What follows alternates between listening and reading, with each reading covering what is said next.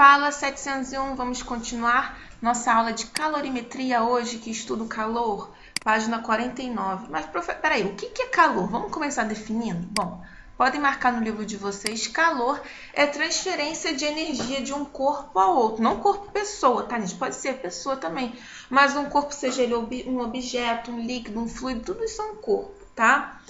E calor é a transferência de energia de um corpo a outro quando há diferença de temperatura entre eles, não está uma temperatura diferente da outra.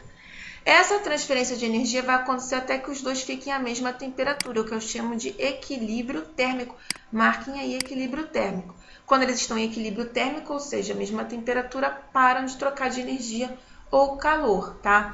Então, dois corpos de temperaturas diferentes vão trocar, vai ocorrer o que? A transferência de calor, ou seja, a transferência de energia, até que os dois fiquem à mesma temperatura. A gente representa o calor pela letra Q. Lembra quando força era representado pela letra F? Então, e ele pode ser medido ou em calorias, cal, ou em joules também, tá? No sistema internacional é joule, mas também pode ser utilizado caloria. E a gente tem dois tipos de calor, tá? O calor que é chamado de sensível, não é porque ele é sensível não, tá, gente? Não, é o calor fornecido ou perdido por um corpo que muda a temperatura dele, tá? E a gente tem o calor latente, que é o calor fornecido, né, para que ocorra mudança de estado físico, tá? Então, vamos supor, imagina uma panela cheia de água, liguei o fogo, né? A água está recebendo calor, tá, do fogo, e ela vai ocorrer o quê? Vai mudar de temperatura, vai esquentar. Como ela está mudando de temperatura, eu chamo de calor sensível. Quando ela chegar a 100 graus Celsius, o que vai acontecer? Ela vai evaporar. Quando ela evaporar, quando ela começar a evaporar, ela vai parar de trocar de temperatura, tá? E ela vai mudar de estado. E aí o calor que ela está recebendo eu chamo de calor latente, tá bom? Então, calor sensível para mudar de temperatura, que vai depender da quantidade de calor, seja fornecido ou retirado da massa, e do calor específico, que é uma propriedade de cada material. Tanto é que você vê, por exemplo, que tem o álcool, ele esquenta muito mais rápido, evapora a temperaturas muito mais baixas do que a água, tá? A mesma coisa o calor latente, que vai depender da massa ou do calor latente de mudança do estado físico, equivalente ao calor específico no calor sensível. Então, está recebendo calor ou perdendo, está mudando de temperatura, calor sensível. Mudou de estado, sólido para o líquido, líquido para o gasoso, calor latente, tá bom? E aí a gente tem as passagens de estado. Lembrando, gente, se vocês já esqueceram, o estado físico é sólido, líquido ou gasoso, tá bom? Passagem do líquido para o gasoso recebe um nome, vaporização. Quando volta para o líquido, liquefação. Quando vai direto para o sólido, gasoso, ou sólido direto para o gasoso, a gente chama de sublimação. Quando é um líquido, né, congelando, passando para o sólido, é solidificação, e a gente tem a passagem do sólido para o líquido, que é a fusão. Então, gente, fusão, passagem do estado sólido para o líquido, tá bom? Continuando. A gente tem a caloria que eu falei para vocês e a gente tem a caloria alimentar. Bom, caloria, a gente viu lá no começo do vídeo, é a medida utilizada para representar a quantidade de energia em forma de calor recebida por um corpo, tá bom, gente? Calor é energia, transferência de energia, que também é utilizada na área de alimentação. Você já deve ter visto num alimento falando assim, tem não sei quantas calorias, ou então se você correr, fizer exercício, você vai queimar não sei quantas calorias, né?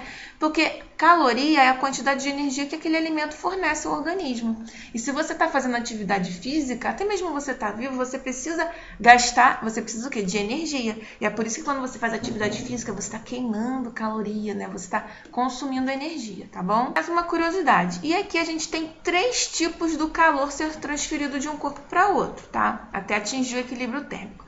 A condução térmica, que é por contato, tá bom? Né? Vai ocorrer em sólidos. Lembrando, gente, lembra que quanto mais agitadas estão as partículas, maior a temperatura, tá? Então, condução é a transferência de calor predominantemente nos sólidos, apenas de molécula a molécula. Lembrando que ninguém perde ou ganha frio, tá, gente? Vamos supor, há um cubo de gelo no refrigerante. Não é que o refrigerante ficou mais frio, ele perdeu calor, tá bom? Então, quando está diminuindo a temperatura, perdeu calor. quando está aumentando a temperatura, ganhou calor. E o calor também pode ser transferido por outras formas, mas isso vai depender do material, tá? Ou seja, e da propriedade do material, que é a condutibilidade térmica. Alguns materiais são excelentes condutores de calor, como ferro, que nem o ferro do fogão, né? São os condutores térmicos, e alguns não conduzem tão bem, e aí a gente chama de isolantes térmicos, como por exemplo, né, numa bolsa térmica, ou vamos supor, a mãe vai cozinhar, utiliza uma colher de pau porque é madeira, ou então a borracha não conduz bem o calor, então vamos supor, você vai tentar cozinhar utilizando uma colher de ferro, ela vai esquentar muito mais rápido, porque o ferro, o metal, é um bom condutor térmico, diferente da madeira, da borracha, que são isolantes térmicos, tá? A convecção ocorre em fluidos, tá? Ou seja, líquidos ou gases, tá? Por quê? Porque essa transferência de calor forma o que a gente chama de correntes de convecção. Lembra daquela panela que eu falei? A água aqui, ó, tá recebendo calor. A água aqui embaixo vai aumentar a temperatura e vai ficar menos densa, então ela vai para a superfície, tá? E aquela água que estava com uma temperatura menor vai vir para baixo, tá? Vai vir para baixo.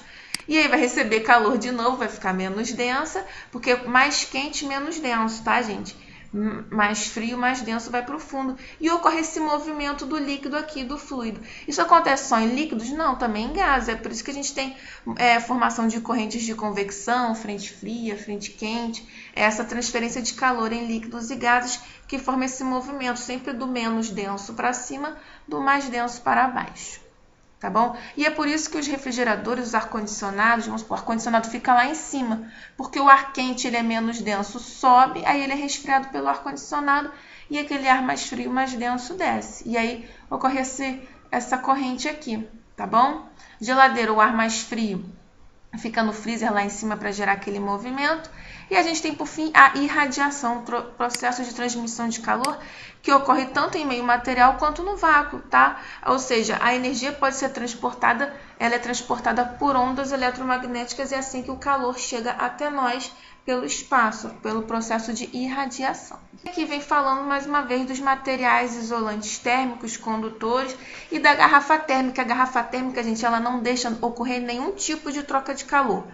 Primeiro porque tem um espaço em vácuo aqui dentro da garrafa, então não ocorre troca de calor nem por condução, nem por convecção, e por dentro ela é espelhada para quê? Para o calor não sair por irradiação, tá bom? E é assim que o calor se mantém. E agora vamos exercitar.